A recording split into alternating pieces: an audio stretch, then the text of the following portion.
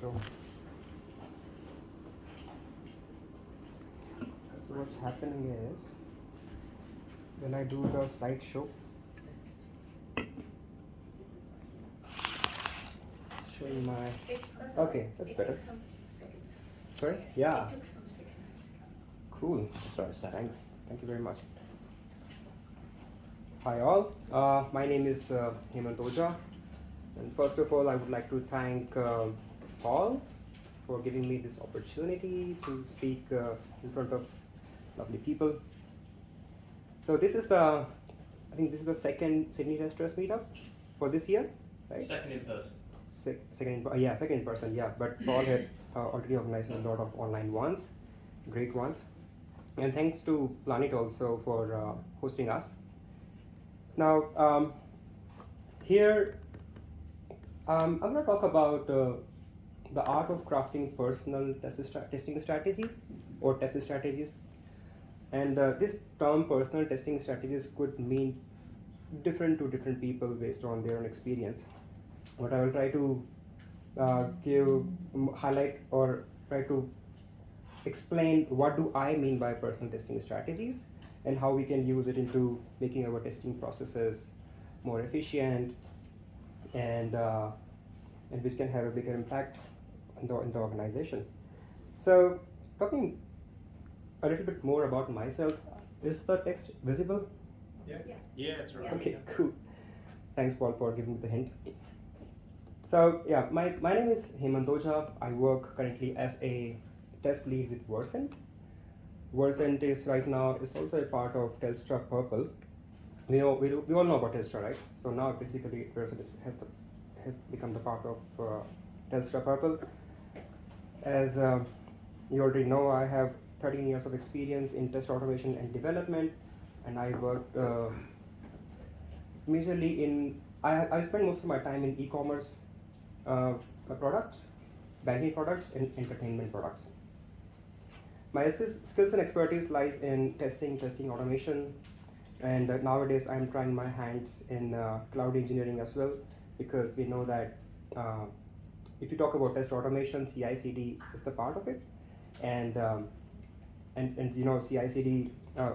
If you talk about Azure or AWS, they also support CI/CD. So it's very important to understand how cloud engineering works, so that you can find the solutions for completing your CI/CD pipelines. I also have good experience with web development.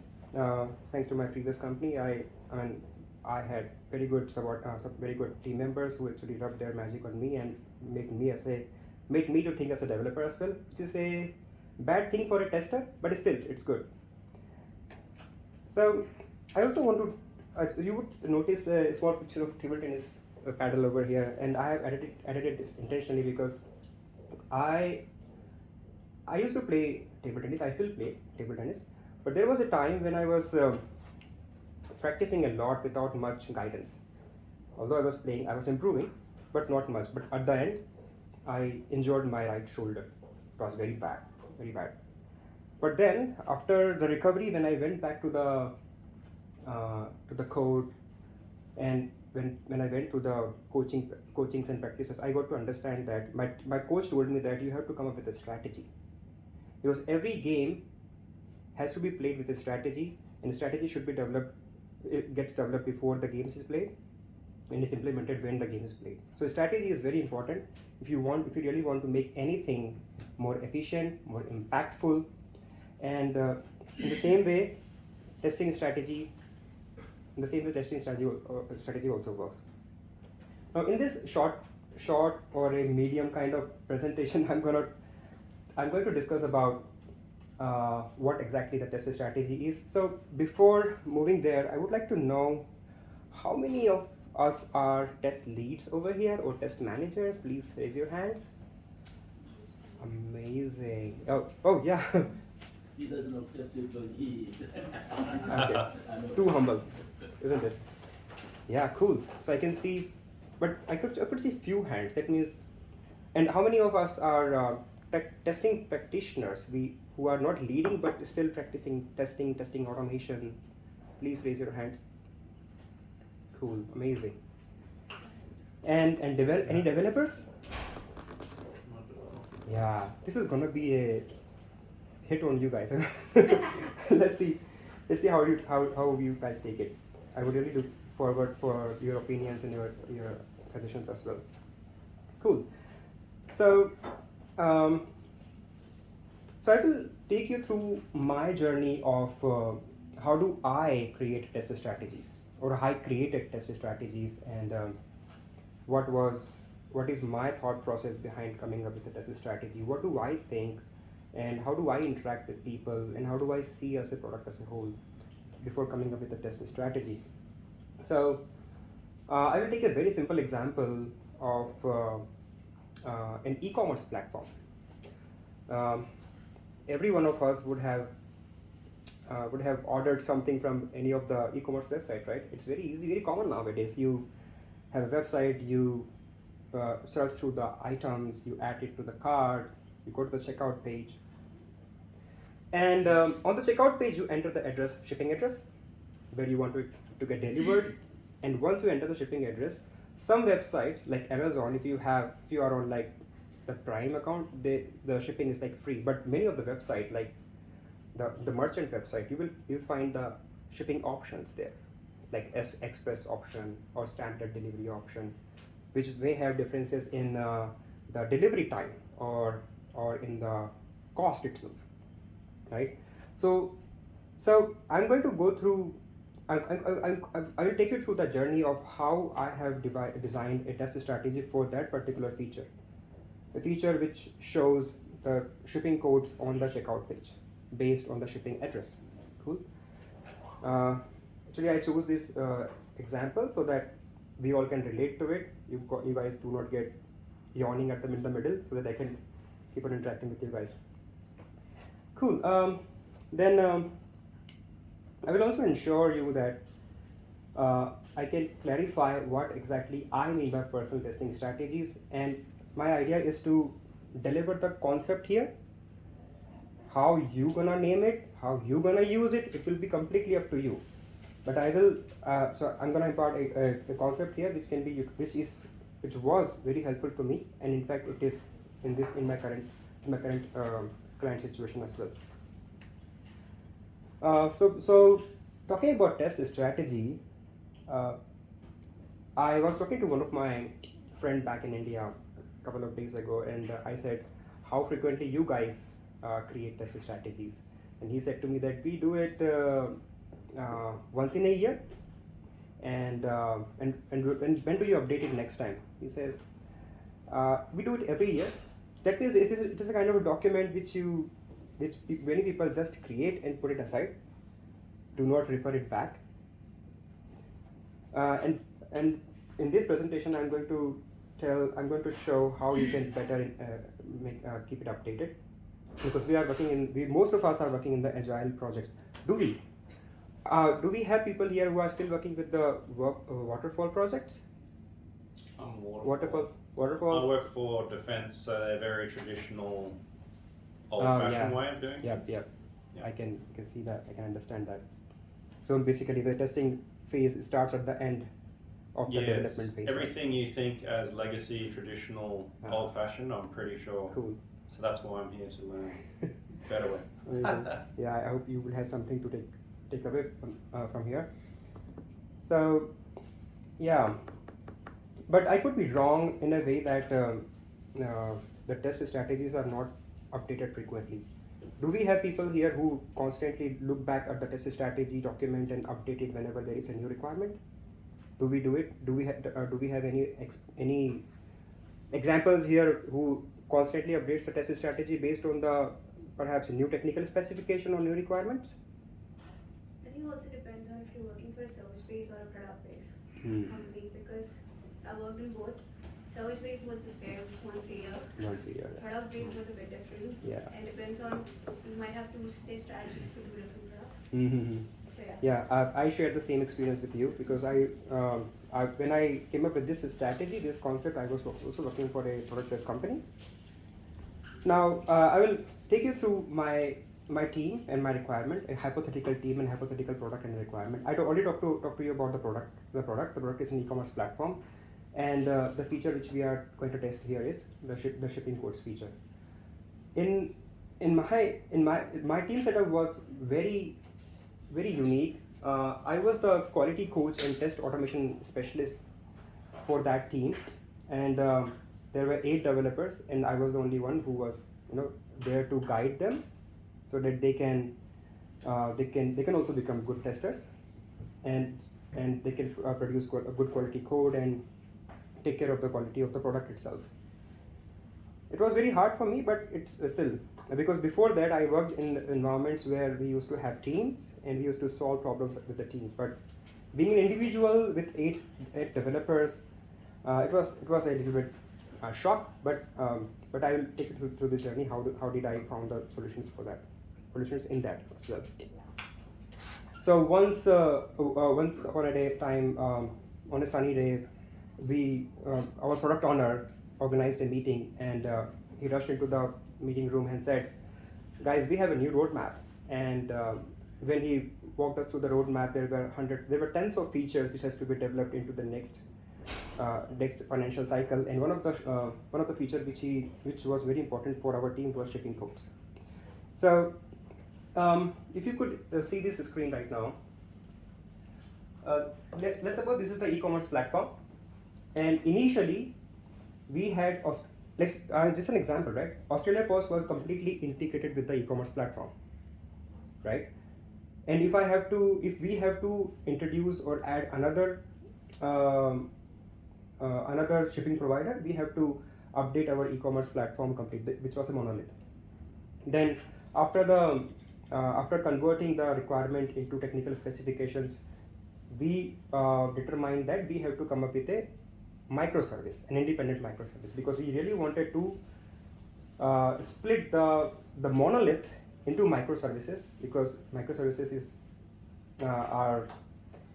tend to be managed easier, which is not the case in my experience. But still, we were coming up with the idea of coming up with a microservice which is a shipping service, and which is supposed to work in between e-commerce platform and any other shipping provider. Let's say DHL in this case, or FedEx. So the scope of my test strategy, now I'm coming to the phase where I'm drafting a test strategy, right? Until now I was just trying to explain about the product, about the feature, about the requirements, about the technical specification. Now we will draft the test strategy based on that experience, based on that knowledge.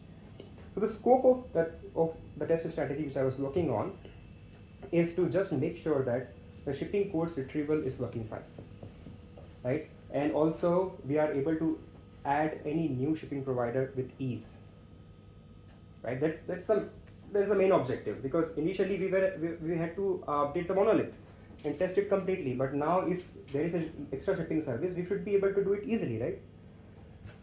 So these are the scope, and the objective is to make sure that to ensure that the quality of the product overall, as well as the quality of the feature which we are testing, should be top notch.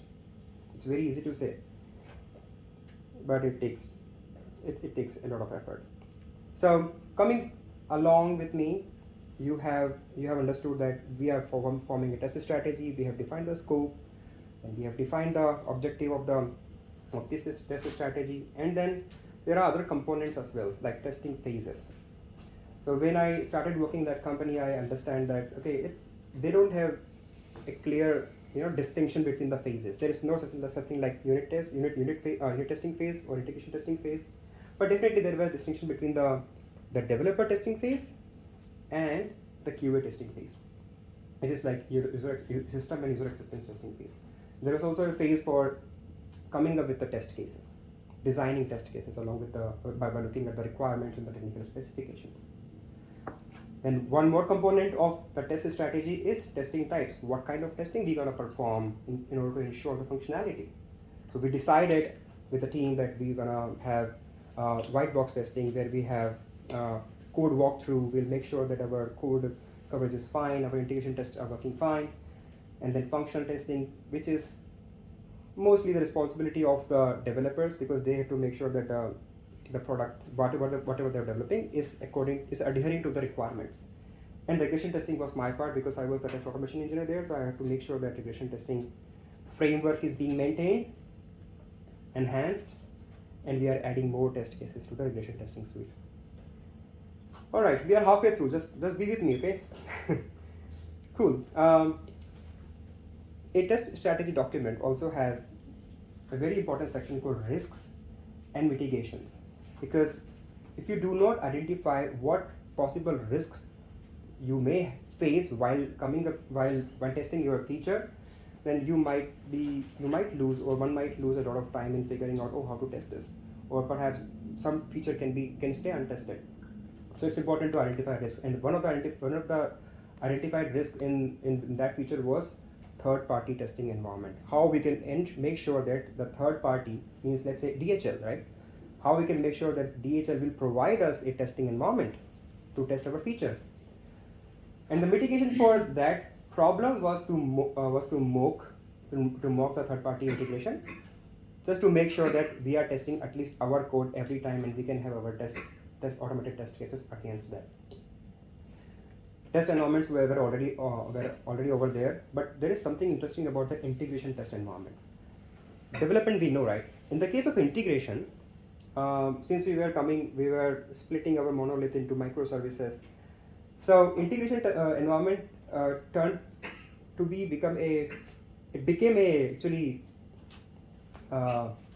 crowded place where everybody is just deploying their microservices and trying to test it. If let's say if my microservices is depending on the other one, and the other one is failing, then mine will also fail. So it was a massacre. It was very bad, but still we were using integration environment to make sure that our microservices are working fine with other microservices.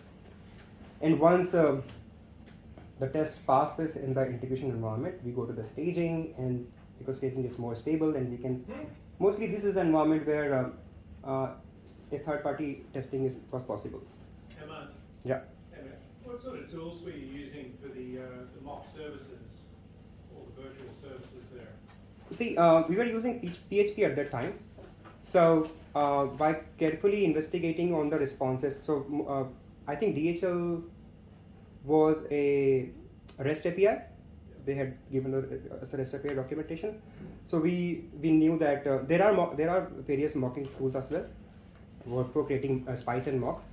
But I remember one of the scenarios we actually just thank you. We actually just only had a fixture which mimics the actual response from the shipping provider, just to ensure that our integration as well as our automated test cases are working fine. Because what happens is you are here to test your product, not their product. So sometimes a boundary between their product and our product should be there. So mocking is the solution for it. But yeah, we can talk about the tools which we have been using later on. Thanks for the question, making it interactive. So yeah, and few more things just for the test strategy.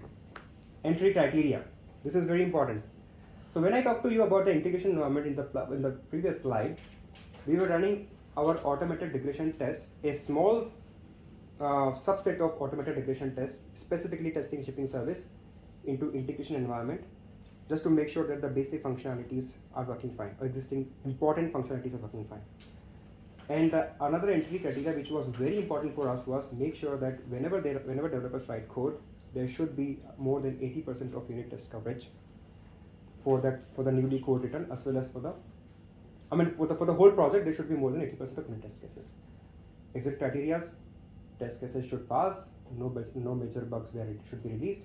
Roles and responsibilities were there, was the part which was very challenging for us, because I was hired as I said, quality coach and test automation engineer, but I was treated like a tester, the whole soul tester, who was responsible for testing everything. So that was the point where I thought that this is kind of very, very hard, because if the team is not supporting you, the team is thinking that you are responsible for quality, you are the quality gate, then perhaps you will find yourself in a position where you end up testing everything. Now, tools and softwares, this is very general thing. We know that we were used, but I can tell you about that. For the tools, we had a very mature PHP PHP WebDriver binding based framework, and we were using Circle CI at that time. But Do anyone use Circle CI still? Do we? Circle CI is a CI continuous integration tool. Okay. Cool. We decided on reporting structure. Okay, how we gonna talk about the progress and outcome. There was reporting structure proper, but something. It is very important in the case of the client and client-based client projects or consulting projects, reporting structure. But since we were following the agile, we are supposed to follow the agile methodology. So we were thinking that okay, reporting is not much required. Let's focus on a working product. I said okay. So we were not doing much reporting, but we were trying to make sure that the product is working fine after every enhancement. And review endorsement is very important part because we have to make sure that whatever strategy you have come up with, the other people should agree with that. And this happens a lot, especially perhaps in the situation where the waterfall model is still being used. So these are the contents which I went through with you guys. And these contents make a test strategy document. Now, it's very useful in the. I think this kind of detailed document is could be very useful in the waterfall model, but I don't think so that in the iterative kind of approach it would be good, because one of the agile manifestos is that we should have working product instead of detailed documentation. So I still think that okay, coming up with such a detailed document could be helpful, but in that experience it was not. It did not turn very good because I spent a lot of time in documenting it and very less time in testing it or coming up with a innovative solution.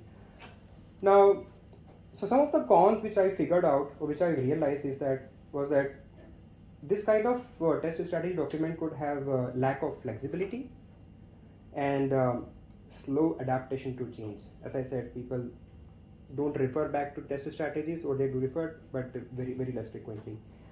And one more thing which I realized is that it missed the opportunities of innovation.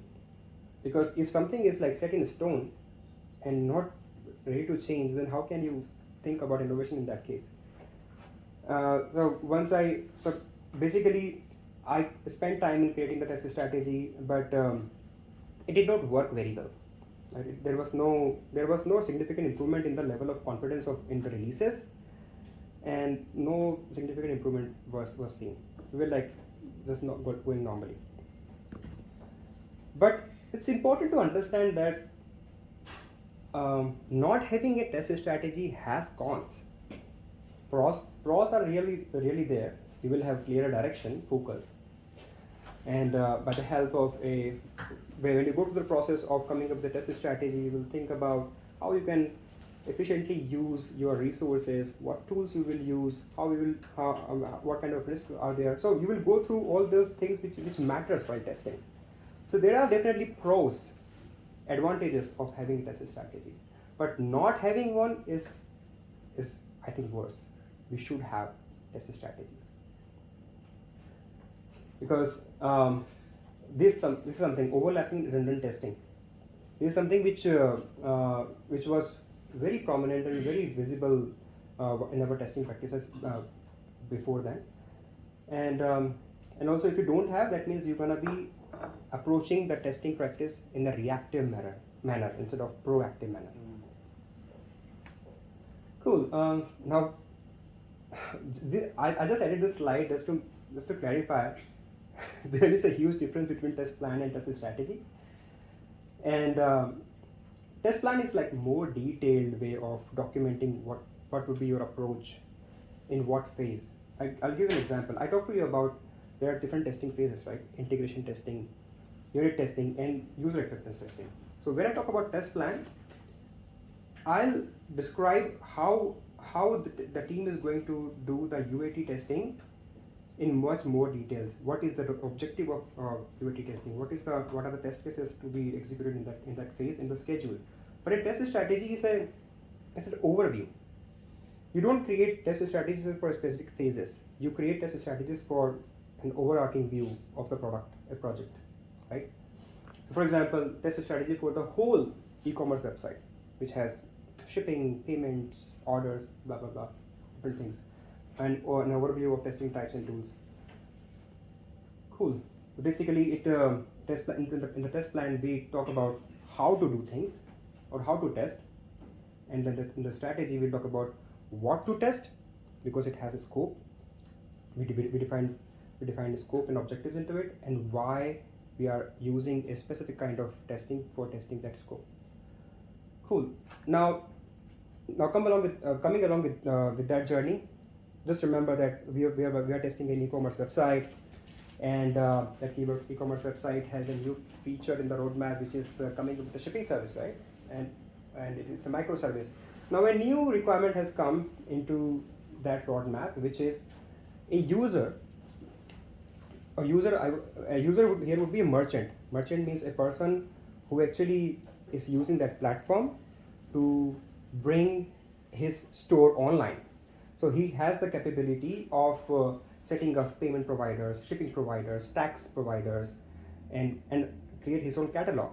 So as that user, when he uses the application as an admin, he should be able to configure the any kind of shipping services by simply entering the username and password for that particular service and click on submit, and boom, that service should be available to all the customers who is using or who is going through his website to buy any product. This is the new feature, very simple. Okay, the screen, username and password, and submit button. Now just keep that feature in mind for a while I walk you through the main topic of this, the major thing of this topic, which is personal software testing strategy. And in simple word, I can define it like it's a testing strategy developed or being developed by individuals. An individual could be any team member, it could be developers, it could be product owners, it could be test lead or subordinate testers. Individuals, team members, or a small group for a narrow scope of feature. So here, instead of testing the whole application, we are going to bifurcate that application, or perhaps just focus on this small piece of the application, not the whole piece. And so here, as you can see, when you come up with this such kind of approach of coming up with a testing strategy, my assumption at that time was that the software engineers and test engineers have rich testing experience. Actually, I have specifically used here the word test engineers because test people are engineers. It's not good to say testers, but testing people are really engineers. They have that knowledge and skills to build things, although that could be debatable. But anyway, yes, the assumption is that software engineers and testing engineers have their own rich testing experience and development experience, and experience working on different products, different kind of setups. And the other assumption is that instead of thinking like a QA is responsible for the testing, quality of the product should be considered as team's responsibility. If these kind of assumptions can be kept in mind, if these kind of things can be kept in mind, then the approach of personal software testing strategy could be fruitful. Now, okay, so a test strategy, a personal software testing strategy is a simplified version of a traditional or classic software testing strategy, which we just discussed. I walk you through that, right? It was a big document with a lot of details and a lot of information. So we want to simplify that test strategy. How? By limiting the scope of it. Simple, right? We'll have, let's say, a feature, just like the feature which I discussed in the previous slide, a small feature and narrower scope instead of wider scope.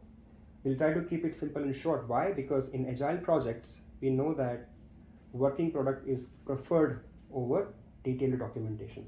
So we'll keep the content, the template of the test strategy as it is, but our focus would be to go through that process, because that process of coming up with a test strategy gives you opportunities to think through different areas, like risk and assumptions, like how we're going to report it, how we're going to test it. And Another important part of personal software testing strategy is we should give the individual enough time to come up with that. It should not be like a one day activity or 2 day activity. Just give them. This is the template. This is the scope. Use your experience. Use your expertise, and tell us how you're gonna test it. How can you think that? How can you what things will you think that will make the testing of this particular feature more efficient, faster? So let them come up with their own ideas, and once they come up with their own ideas, they think that okay, this is the perfect testing strategy for this particular feature, for this scope. As a test lead, I would discuss it with them. I will try to read their mindset. Why do they think that this testing strategy is good for this feature? And if required, I will try to understand their thought process, and also counter if they think that something is good according to them. If I think I don't agree with that, I will counter the opinion. I'll give an example in the future, future slides, what kind of disagreements we had at that time. But yes, definitely the endorsement has to be done by the test lead to make sure that the strategy which the developer has come up with is viable or not. Cool. So while giving this task to a let's say product owner, or perhaps a developer, or a system or a software engineer, I clearly specify that the scope and objective of it should be limited. You have to come up with your own testing phases and testing types. Think thoroughly about the risks and mitigations and test environment which you're gonna use for testing that product which you are developing, and what do you think how much resource you would need for testing it. Are you guys enough to do the testing by yourself, or do you need my help into testing it better? And the schedule of it. And few questions which I always keep in put in their mind is how will you bring more confidence in each releases? Come up with the solutions which can bring more confidence into the releases, because this is one of the prominent problems with my current client, which we are trying to solve. I'll talk about it later, but yes. So how we can bring more confidence? It could be related to environment or tools or the processes. And what problems do you see as the bottlenecks for efficient testing? So when discussing about or giving this task to a developer or a fellow subordinate tester, you specify all these things and also ask these important questions to keep in mind while coming up with their own individualized testing strategies. Cool. Oh, that's a bad slide. Anyway, so some of the advantages which I can think of this practice is, first one is increase ownership and collaboration. So back then in that situation, when I was considered as the only QA who is responsible for testing every feature at the end, so developers just used to develop it and say, okay, it's ready, please test it. So I don't feel the sense of responsibility there. But if they go through this process of coming up with a test strategy by themselves, and let's say if they come up with an idea of testing the shipping service in a certain way, that will encourage, or that will lit up a sense of responsibility into them. They will feel responsible for that product, because they are going through that thought process of coming up with a test strategy, and they will think about proactive testing, and this will also improve the communication between testers and developers. Hemant, Yeah. one question. Why would you think they'll agree for it? It's very hard question. But in my setup, after a couple of months, when we did not see much progress, we could see an improvement in the test coverage by the means of test automation framework, right? But we did not see that confidence in release, that efficiency. So then I remember that discussion again. I was having the discussion with the product owner and the project manager. It was strange to see the project manager in the agile team, but there was. So we decided we came to the point that testing should be, or the quality of the product should be team's responsibility, not individual's responsibility. And when I shared with them that, okay, I think that I get too much work in testing, and instead of spending more time in the important things like exploratory testing or enhancing the framework, I was spending more time in doing manual testing. What is that? So out of that meeting, the key takeaway was it should be team's responsibility, and people agreed with that. It was very fortunate for me that people agreed at that point, and I was fortunate to work with people who know their craft, and they know that if there is not enough resources, then they should come up and be responsible for coming up with a good quality product, right? So yeah, that's a difficult thing to do, but yes, you have to try.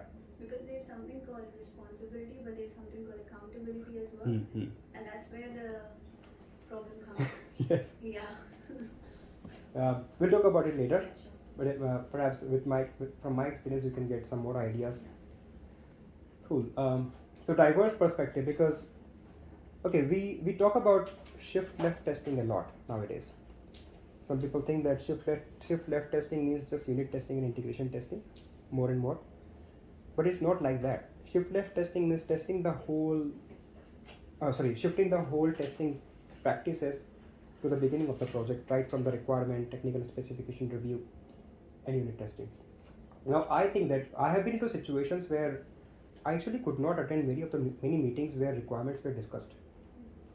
So I completely lost the chance of helping team by shifting left my process of testing. So I think that product owners and developers, if they can come up with a test strategy document, since they are more exposed towards requirements and technical specifications, they tend to have better perspective of requirements, and that way they can come up with, I think, better way of testing that particular requirement. So diverse perspective is something which I think is an advantage of this personal testing strategy. And of course, if you have subordinate testers or testers who test engineers, I remember back then when I was working for a big consulting company, I was an individual contributor and I was just asked to do things. Okay, automate this thing, test this thing, or design the test cases. We were not involved, we were not the part of the test strategy or test planning. So since we are reducing the scope here of test strategy, then this kind of task can be given to test engineers as well, so that they can spend their own time, understand about the product, and explore the innovative ideas of testing that particular feature. So diverse perspective, right? Product owners, they can give a business perspective as well. And the best part is that since we are trying to keep it simple and short, there are high chances that the adaptation and there are high chances of flexibility. That means you would be able to update it more frequently based on the changing requirements, or changing technical specifications, or changing conditions, because it's a smaller document to maintain. Now, after implementing this practice, I do not have numbers to share here, but I do have the feelings to share here. The improvements were that we were able to enhance our requirements when developers were coming up with their own testing strategy, because now instead of understanding the requirement, they are actually going through the requirement and trying to understand it in a better way, because they have to test it. So basically, in a way, I have encouraged my team to do shift left testing without telling them. Second, this was very interesting for me. As a test automation engineer, it's very easy, very exciting to add more test cases to the suite and execute it, and that end up in a lot more test cases into the end-to-end suite, more execution time, slower feedback. But when the developers were developing the feature of configuring the shipping provider, they told me that you don't actually need to write the UI test cases for entering username, entering password, clicking on submit, and check if the shipping provider is configured. They told me that this particular feature, this UI feature can be easily tested at the component level. So you please remove the test cases, the end-to-end test cases, which checks the UI, and give us that responsibility of adding the automated test cases at the component level. So with this simple example, you can see that the dependability on, your end-to-end test case suite is actually reducing here, and more testing is being added to the earlier phases of the product, earlier phases of the SDLC. So this was very helpful for us because this increased, this will reduce our feedback time of testing, and in a way improvise and make the testing more efficient. And one more thing which I did not know at that time was code coverage report, because generally being a test automation engineer, you don't care about code coverage report. It is a test, it's a development tool, or not, it's a developer's tool which tells developers that how many lines of codes have been executed by your unit test cases, basically, right? So there are a lot of debate about code coverage thing. We can discuss about it later, but yes, mostly people say that it's just a metric to say how many lines of code has been executed. But if you really care about your craft and you value your test cases and you write your test case in a better way, increased code coverage can give you a confidence in your test, in your code. Because I remember many of the bugs, regression bugs, have been found while running the unit test cases. So in a way, this is also helping us in shifting the testing left, and catching the bugs which can be catched early in the life cycle, and that actually gives me the chance of learning exploratory testing and implementing that. So basically, what I'm trying to say here is, if you think quality is the team's responsibility, then even a single test engineer can also make a big impact by making other people more aware of the testing functionalities, testing techniques and stuff, and this gives an individual to the time to explore new products, new tools, new ways of testing, to make the testing process overall more efficient. Okay, so this is about the comparison of classic testing strategy and personal testing strategy. I think I have discussed in detail, so I will just skip this slide. Yes, and one of the experiments which I am right now performing with one of my client is to try out the reactive approach instead of proactive approach. We already have a test strategy for the product which we are testing, but there are challenges such as we don't have end-to-end test case suite. That's very strange, isn't it? It's very easy, so we have to find out why we don't have end-to-end test suite at the moment, and why we don't have confidence into the release process. So what I did was, I maintained good relationship with developers, and I came up with this Excel sheet, and I shared with them and told them, told one of the developer, actually not all of them, one of the developer, I told him that please come up with the pressing problems which you think are it's kind of a roadblock or slowing down in testing. So come up with the such kind of problem statements, and then you think what could be the business impact if that persists, and if you really want to find a solution for that problem, how much time you will take, and also come up with the ideas of solving it. So after a couple of weeks, when that developer came back to me, there were a lot of things into that sheet, a lot of problem statements, but one of the things which actually helped, which was new to me, was local testing of serverless applications. So if I talk in more deep about event-driven architecture applications or serverless applications, they are very different from our a simple client-server architecture applications. They are deployed in a different way. They are maintained in a different way. So what happens is whenever there is a code change, whenever there is a change in the code, they always have to deploy the whole application into the cloud environment, which takes time, and that means they are getting the slower feedback.